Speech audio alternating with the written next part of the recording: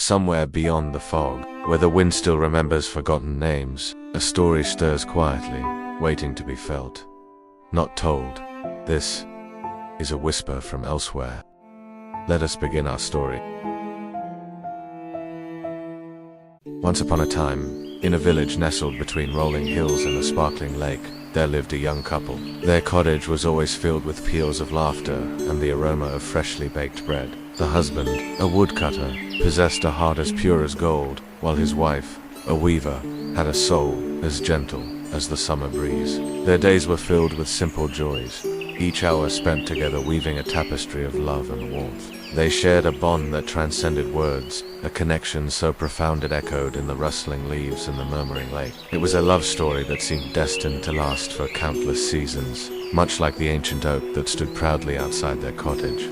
But fate, as capricious as the winter winds, had other plans. One morning, the tranquility of their haven was shattered. The wife never woke up from her slumber. Her breathing, which once echoed the rhythm of their love, now lay still. Her eyes, which once sparkled with mirth, were now veiled in the depths of eternal sleep. The woodcutter rushed to her side, his heart pounding against his ribs like a trapped bird. He called out her name, each syllable laced with desperation. Yet she remained unresponsive, trapped in a death-like slumber. Days turned into weeks, and the woodcutter's despair grew. Every sunrise was a torment, a stark reminder of his loss. He tried everything to wake his beloved. He cradled her, sang to her, even wept upon her, his tears mingling with her still lips. But she remained unchanged, enveloped in an unnatural sleep that defied the laws of nature. Then came a day when all hope seemed lost. As the woodcutter sat by his wife's bedside, his gaze fixed on the lifeless form, a sudden commotion outside broke the silence. Startled,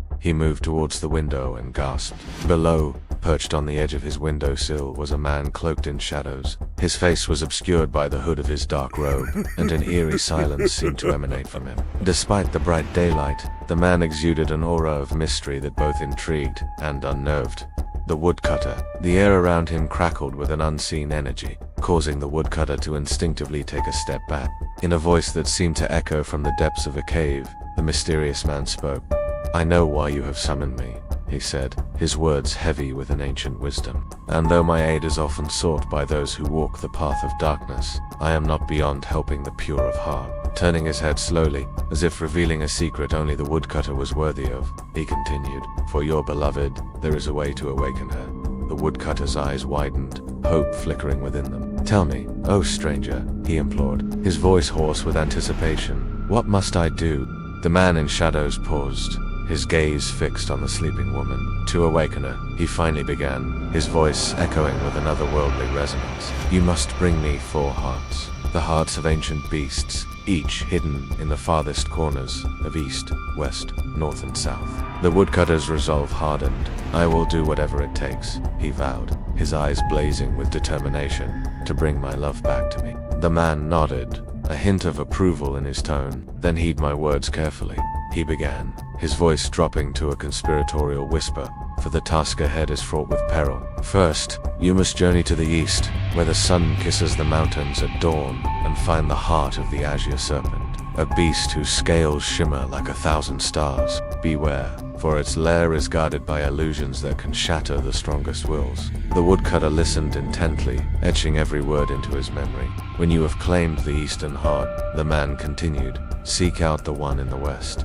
Here, where the sun sets over the endless sea, you must find the obsidian griffin. Its feathers are said to be as dark as the moonless night, and its claws can rend even the toughest armor. Outwit the griffin, and the western heart shall be yours." Turning his head, the man in shadows fixed his enigmatic gaze upon the woodcutter. "Remember, the path you tread is not just one of physical journeys, but also of self-discovery. Each beast you face holds not just a piece of your quest, but a reflection of your spirit. When you have claimed the hearts of the east and west," he said, his voice echoing with solemn finality, "take them to the frozen wastelands of the north. There you shall seek the iceback mammoth, a creature whose tusks are as cold as eternal winter, and whose hide is as impenetrable as a frozen glacier. Claim its heart, and the secrets of the north shall be revealed." With each step of his journey, the woodcutter's resolve strengthened, fueled by his unwavering love for his wife. Finally, the man in shadows spoke of the last heart, the one that held the key to his wife's awakening. In the south, where the earth trembles with ancient power,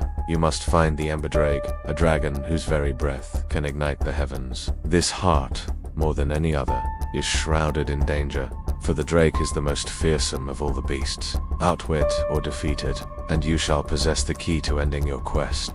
As the man finished his cryptic instructions, a strange device emerged from beneath his robe. With a flourish, he pressed a button, and the object sprang to life, glowing with an otherworldly light. "Take this," the man commanded, his voice echoing with urgency. "It will guide you to the altar at the world's heart, the place where you must unite the hearts you seek." Placing the device in the cutter's hands, the man in shadows disappeared as abruptly as he had come, leaving behind an echoing silence and a heart full of purpose. Now armed with the knowledge of his quest and the promise of his love's return, the woodcutter didn't hesitate. He descended from his cottage, carrying with him the weight of his mission and the warmth of his undying devotion. Each step he took echoed with determination, setting him on a path that would lead him through perils untold, across landscapes untamed, and into the very heart of the world. As the first rays of sunlight kissed the horizon, the woodcutter began his journey to the east. Guided by the pulsating glow of the device, he ventured into the dense embrace of ancient forests, where towering trees formed a cathedral of emerald green. Days turned into nights as he traversed treacherous terrains and weathered unforgiving landscapes. During his travels, he encountered fantastical creatures, some benign, others menacing. Through it all, his resolve remained steadfast, fortified by the memory of his beloved.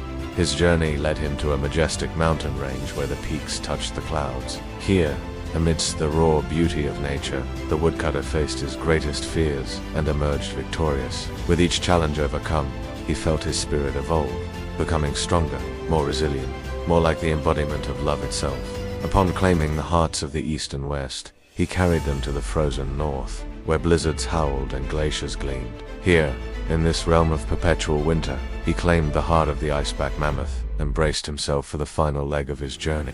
Finally, he stood at the precipice of his destiny, a device leading him to the very core of the world. Before him lay the altar, a testament to the world's forgotten magic. Here amidst the echoes of creation, he was to unite the four hearts. With trembling hands, he placed the hearts on the altar, and in that instant, the world around him exploded into a maelstrom of colors and energies. From the heart of the vortex emerged the man in shadows, his form radiating an otherworldly luminescence. "You've done well," he smiled, his voice echoing with triumph. "Now, watch as your love gives me freedom." But in that moment of elation, the truth unraveled, stark and cruel, like the first cut of a winter storm. The man in shadows wasn't a savior. He was the architect of the woodcutter's sorrow. The curse he'd spoken of was his own design. The love the woodcutter had blindly trusted to bring him back to his wife had been the key to breaking the seal. And the four hearts, symbols of love, courage, strength, and faith, had been the very instruments to release the ancient demon he'd imprisoned within himself. Betrayed and furious, the woodcutter fought back. It was a battle of light against shadow, grief against greed, humanity against the abyss. But despite his valiant efforts, it was too late.